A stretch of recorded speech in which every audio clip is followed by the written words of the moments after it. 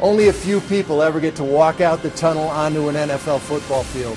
My presentation will bring you right out there, right into the huddle, right into how we're thinking, right into the motivation, right into the success of being an NFL player. The Broncos make the playoffs and people go nuts. I mean, they're painting their horse houses orange. And there's a whole generation of children named John Elway Wilson or John Elway Smith. So the Museum of Natural History decided to take advantage of this insanity about the Broncos and hold a pep rally. The museum called the Broncos, and the Broncos assigned myself and our old running back, a guy named Sammy Winder, to appear at this pep rally. And as I walked in, Sammy and the lady in charge of this thing were heading down to where the pep rally was to be held, and I fell in line with Sammy and asked him what was going to happen. And Sammy told me, Karl, here's the deal. First, I'll get up, I'll talk about the offense. Then you get up, you talk about the defense, and then this lady here is going to hand us a Seahawk, and we're supposed to tear it up.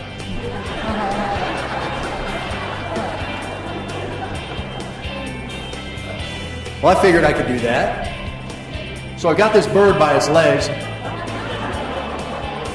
and I hold it up to the crowd on this side and say, this is what we're going to do to the Seahawks. And then I run over here and I hold it up to the crowd and I say, this is what we're going to do to the Seahawks. And then I tear the thing in half. And feathers are flying everywhere and stuffing's going to the ground. And I throw the half with no head attached to the ground. I tear the head off the other half. And I throw it out in the crowd. The crowd's going crazy. And I'm thinking, I love public speaking. This is for me.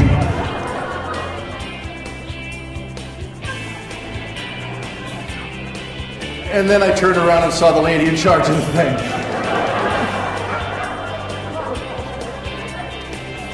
She had her head in her hands. She couldn't believe what I'd just done. You see, that the Seahawk was actually an osprey. And it was part of an ongoing study of the osprey species, and this particular osprey had been collected in 1910.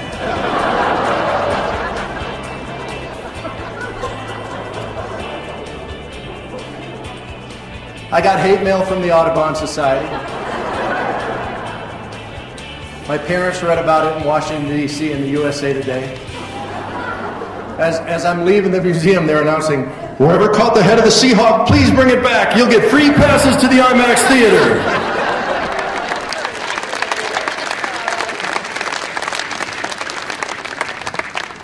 So that's the courage to try new things, even though they might go terribly wrong. Motivation is a tricky thing.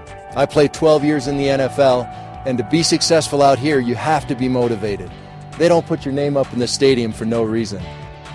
In my programs, we focus on key strategies that help me be successful here in the NFL and in my life. Those same strategies will work in your life too, whether you're talking about business, family, relationships. Keys like teamwork, courage, dedication, desire, honesty and forgiveness, goal setting. Things that might seem obvious, but I'll explain them to you and give you ways that they help me right here in the NFL. So Bubba comes up to me right before this game and says, Karl, slow down. This is just for fun. Slow down. See, to me, dedication is hard work, constant learning, and refusing to quit. If I was on the football field, I was going full speed. No, it didn't matter if it was preseason, regular season, postseason, Super Bowl. There's only one speed. And why not? How am I going to find out what I'm capable of if I'm not going full speed? Now, I know a lot of people think if you just work hard, you're going to be successful. That's not true. I know a lot of people who work hard and who aren't successful, but I don't know anyone who is successful who doesn't work hard. I have the opportunity to speak to corporate leaders all the time and discuss success principles, and it's amazing to me how many times someone who owns a really large business and is doing great has come up to me and said, you know what, Karl, this wasn't the plan. I was going in a different direction and I saw a problem as an opportunity and I reacted before anyone else did. And now I've got this big company built around that one thing that I saw as an opportunity and everyone else saw as a problem. So how do you be decisive? How do you prepare yourself to be decisive? First, you have to be able to anticipate the problems that are coming, and to do that, in football, we practiced. And we practiced hard, and we watched film, and we were ready, and we studied our opponents. Well, you can anticipate things that are coming in your life too. I believe in 6 keys to success. You know what? Talent isn't one of them. I believe that God has given each of us more talent than we can possibly use. But along with that, He's given us free will. What that means is it's up to us to go out, to try new things, to have the courage to do that, even though we might fail, and then work on those skills, work on those talents, and develop them. Karl Mecklenburg speaks to corporations, associations, and leadership groups across the country. He presents inspiring lessons. Life in the NFL taught him about teamwork, courage, dedication, desire, goal setting, honesty, and forgiveness. Lessons that can be applied anywhere. Karl was very gracious. He came out to our community to learn more about our organization, and then he tailored his comments tonight to our organization, really embraced our mission, and that really meant a lot to us. But you can't test for Alzheimer's now. You can't give somebody a pill or give them a DNA test yet. But it's there. It's out there somewhere. And if we continue to work and we continue to team up and we continue to donate and do the things we have to do as members of the team, we're going to solve this thing. Teamwork is an obvious thing in sports. I mean, you can look at the Broncos. I played on some great Bronco teams through the years. I got my Super Bowl rings and stuff. It's great. But, man, those were good years. 3 Super Bowls, 3 AFC championships I played in. And I loved going to work. Those days were wonderful. I mean, we got along. The old guys got along with the young guys. The black guys got along with the white guys. The coaches got along with the players. I mean, it was fun to go to work. I also played on some bad Bronco teams. My last year there, 1994, I think we were 7-9. It was Wade Phillips last year. We had a group of people standing behind our bench at every home game chanting, "Wade must go, Wade must go." I mean, it was hard to go to work, too. The linemen didn't get along with the backs. Front office didn't get along with anybody. The rich guys didn't get along with the richer guys. I like that one, too. But it was hard to go to work.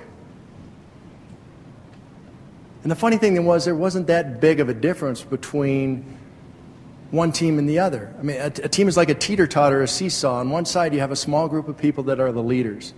They think long-term. They think we instead of me. And they put that team mission, that team passion first. On the other side, you've got the egos. The egos are thinking short-term, it's all about me, where's my money? And then in the middle, you've got the rest of the team, and that's usually the largest group. And by adding or subtracting a leader or an ego, you can tip that teeter-totter one way or the other. You've got momentum towards success, or you've got momentum towards failure. That's how one person, one individual, can make a huge difference in a large team concept. Your donation today and your continued support down the line here with Aware is going to make a huge difference. You're going to tip that thing towards success. They're going to fund the right research, and this thing's going to get solved. Karl Mecklenburg's personal life complements his professional success. He is a devoted husband and father. He has a strong commitment to many Colorado charities. These at-risk kids learn not only how to set goals, but more importantly, how to challenge themselves to reach their goals. I talk about goals as the small steps you take to reach your dream. If you want to get to the Super Bowl in life, you have to set goals that point you in that direction. So I went to Augustana College in Sioux Falls, South Dakota. Any Vikings in the house? Is there really? Wow. A couple of you. That's like the first time ever. In my second year there, I led the team in sacks. I played every down on defense. I thought I was going to get the full scholarship at the end of the year. The coach sat me down in that debriefing session that every coach has at the end of the year and sat me down and said, "Karl, we know your dad's a doctor and he can afford this school. We're going to take away that 1/3 scholarship and use it to bring someone else in." Now, I still love football. That was still a passion, a desire of mine to be the best player that ever played the game. But I wasn't going to play there anymore. So I left Augustana College and I walked on at the University of Minnesota. When you walk on, when you transfer between four-year schools, you have to sit out for a year. You're ineligible. You're ineligible to play in games, but you can sure practice. So I was a lot, and let's face it, I was a live blocking dummy for a year. That's what I did. If I wanted to eat with the team, I had to sweep up the weight room or sweep up the training room. But that's all right. It was worth it to me. I love football. Like I said, to me, success is overcoming obstacles on the way to your dreams. My dream was to be the best player that ever played the game. And then a week later, we played our spring game. The spring game is the inter-squad scrimmage that every major college has. They do it down at the home stadium. They invite all the fans out. And I tore a ligament in my knee in that game. And as I lay in the hospital bed after surgery, the coach came to me and said, "We want you to give the scholarship back, Karl." Have you ever been there? Where you worked and you fought and you planned and you dreamed for something and somebody pulls the rug out from under you right when you get there? Don't give up. Don't quit. That's the difference between successful people and those that aren't. That's the difference between successful organizations and those that aren't. In addition to public speaking, Karl is a celebrated TV personality and master of ceremonies. He is a sought-after radio and TV host. His sideline reporting is humorous and educational, making him a top national on-camera personality. The Denver Post has published his perspective on sports and human potential. If I take the first step in the right direction before anybody else does, all the angles are in my favor. That's not true just in football, folks. That's true in business. That's true in life. That's true as a student. That's true as a family member. That's true in relationships. If you can do that, if you can be decisive and believe in yourself and step out when it's time to step out, you're going to accomplish great things. To book Karl Mecklenburg for your next event, please contact the person who provided this video.